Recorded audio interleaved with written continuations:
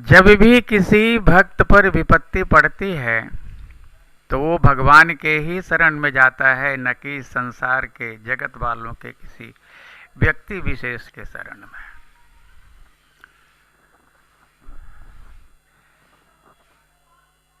लाज जाने की बात होती है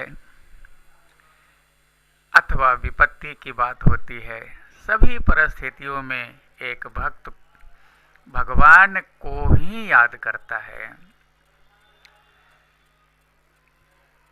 जब भी कोई भक्त मझधार में डूबने लगता है, उसे कोई भी किनारा नहीं सूझता है, न तो कोई रक्षक दिखाई पड़ता है, न कोई सहारा देने वाला उसको दिखाई पड़ता है। ऐसे में वो भगवान को ही कहता है कि आप ही मांझी बन करके आ जाइए और इस डूबते हुए नाव में, जो मझधार में डूब रहा है, उसका पतवार पकड़ लीजिए। हे प्रभु, मेरी बाह को पकड़ करके भवसागर से पार कर दीजिए।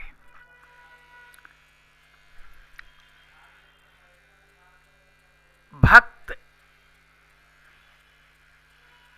हमें से ये चाहता है कि उसका ये जो मानव शरीर है वो केवल सांसारिक कार्यों के लिए न रहे।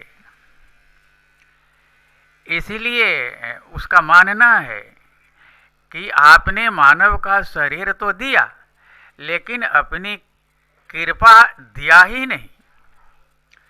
आपको इस झूठे जग से हमें बचाना था, लेकिन उल्टे आपने उसमें हमें फंसा दिया। हे नाथ, ऐसी स्थिति में हम कैसे आपके पास आ सकते हैं?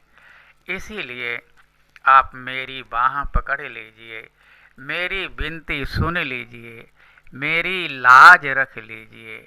हे हरि, हे नाथ, हे प्रभु, हे नारायण, हे वैकुंठ के बिहारी, यही आपसे अरज है, यही आपसे विनती है, इसे स्वीकार कीजिए। धन्यवाद।